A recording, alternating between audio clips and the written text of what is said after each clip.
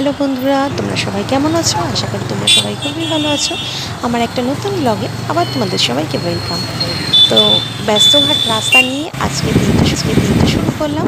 তো দেখো, আমি ছেলেকে নিয়ে স্কুলে বেরিয়ে গেছি রোজগারের মতনই। বর বাইকে করে দিয়ে আসছি আর আমরা যাচ্ছি।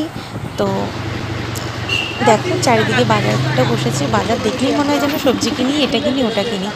তো আপাতত আমরা স্কুলের দিকেই চলে যাচ্ছি। তো গিয়ে ছেলেকে ঢুকিয়ে দিয়ে আমরা বন্ধুরা মিলে চলে যাচ্ছি যেই রুমটা আমরা ভাড়া করে বসি, ওই রুমটার মধ্যে বসতে।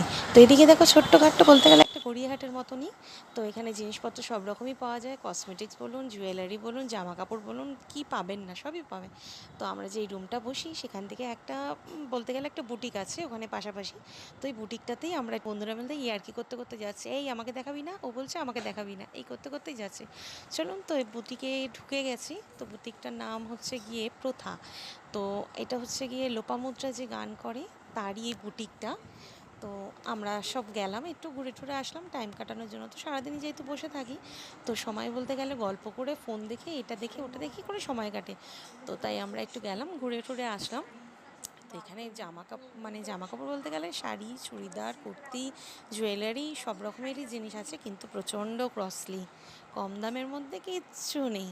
তো আমরা ঘুরে টুরে আবার সেই রুমের দিকে আবার রওনা দিলাম।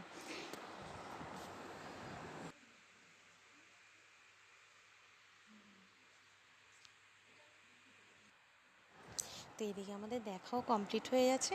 তো আমরা এখন যেই রুমটা ভাড়া করে বসি, তো এই রুমটাতেই এখন আমরা যাব।